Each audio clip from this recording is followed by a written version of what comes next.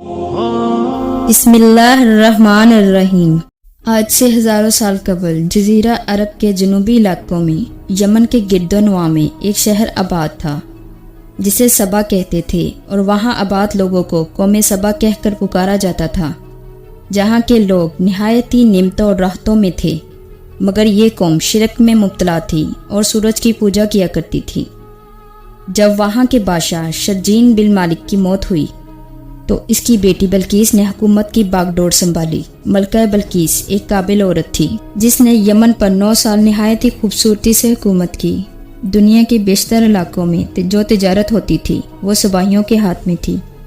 یہی وجہ تھی کہ یہ قوم نہایت ہی دولت مند تھی، مگر یہ وہ زمانہ تھا جب مشرق سے مغرب تک ایک عظیم بادشاہ کی طاقتور حکومت اور جاؤ جلال کا ڈنکا بجتا تھا، جسے تاریخ میں سلیمان ابن داؤد کے نام سے جانا جاتا ہے۔ حضرت سلیمان علیہ السلام کی حکومت دنیا کے بیشتر ممالک میں تھی، جس کا دارالخلافہ یروشلم شہر تھا۔ آپ کو ہوا، جنات، چرند پرند اور جانوروں پر حکمرانی عطا کی گئی تھی۔ ایک دن کا واقعہ ہے کہ حضرت سلیمان علیہ السلام نے دربار لگایا اور جنوں، انس، جانور اور پرندے سب کے سب حاضر ہوئے، مگر ان کا چہیتا پرندہ ہدہد غائب تھا۔ آپ نے پوچھا، ہدہد کہاں ہے؟ جب وہ نظر نہ آیا تو سلیمان علیہ السلام نے فرمایا، اگر وہ اپنی غیر حاضری کی کوئی مناسب وجہ پیش نہ کر سکا تو اسے ذبح کر دیا جائے گا۔ ابھی یہ گفتگو ہو رہی تھی کہ ہدہد حاضر ہو گیا۔ پوچھا گیا، تم کہاں تھے؟ ہدہد نے بڑے احترام سے جواب دیا، اے اللہ کے پیغمبر، میں اڑتے اڑتے ایک ایسے ملک پہنچ گیا جہاں لوگ شرک میں مبتلا دیکھے۔ وہ آگ اور سورج کی پوجا کرتے ہیں۔ ان کی ایک رانی ہے، وہ بلقیس کے نام سے پکارتے ہیں۔ وہ ایک بہت ہی بڑے تخت پر بیٹھ کر حکومت کرتی ہے۔ اس کے تخت میں قیمتی ہیرے جواہرات لال جس پر جڑے ہوئے ہیں، جس پر حضرت سلیمان علیہ السلام نے جواب دیا کہ میرا خط اس ملکہ تک پہنچاؤ تاکہ وہ شرک سے باز آ جائیں، اور خط پہنچانے کے بعد وہاں بیٹھ کر سنو کہ وہ کیا رد عمل اختیار کرتی ہے، اور پھر آ کر مجھے خبر دینا۔ حضرت سلیمان علیہ السلام نے خط روانہ کیا، جو کچھ یوں تھا، شروع اللہ کے نام سے جو بڑا مہربان اور رحم فرمانے والا ہے۔ یہ عزت والا خط سلیمان ابن داؤد کی جانب سے ملکہ سبا بلقیس کی طرف ہے، جو ہدایت کی پیروی کرے، اس کے لیے سلامتی ہے۔ میرے مقابلے میں سرکشی اختیار نہ کرو، بلکہ فرما بردار اور مٹی کے ہو کر میرے پاس آ جاؤ۔ یہ خط دراصل ملکہ سبا اور اس کی قوم کی طرف دعوت اسلام تھی۔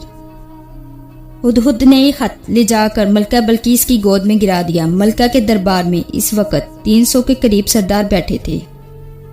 انہوں نے جب یہ خط پڑھا تو طیش میں آ گئے اور کہا، یہ ہماری توہین ہے، ہمیں اس کا سخت جواب دینا چاہیے۔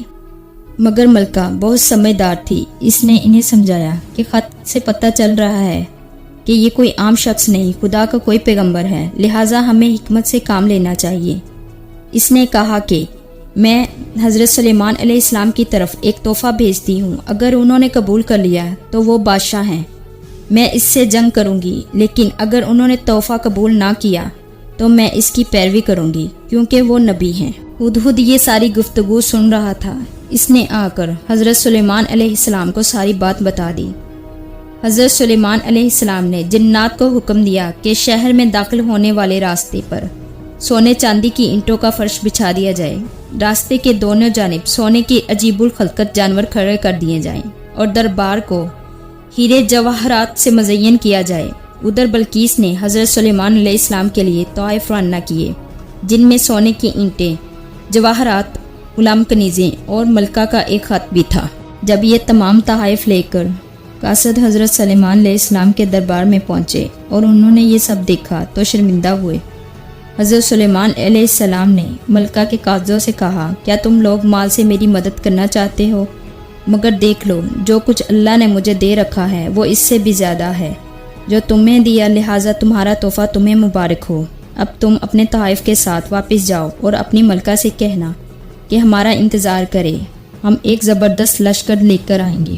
جب یہ خبر ملکہ بلقیس کو پہنچی تو وہ سمجھ گئی کہ واقعی یہ اللہ کے نبی ہیں، لہٰذا اس نے جنگ کی بجائے حضرت سلیمان علیہ السلام کے دربار میں حاضر ہو کر اپنی اطاعت کا یقین دلانے کا فیصلہ کیا۔ جب حضرت سلیمان علیہ السلام تک یہ پیغام پہنچا تو آپ نے اپنے درباریوں سے کہا تم میں سے کون ہے جو ان کے آنے سے پہلے ملکہ کا تخت میرے پاس اٹھا لائے؟ ایک دیو ہیکل جن نے کہا، آپ کے دربار کو برخاست کرنے سے پہلے میں اسے لا سکتا ہوں۔ میں اس کام کی پوری قوت رکھتا ہوں اور امانت دار بھی ہوں۔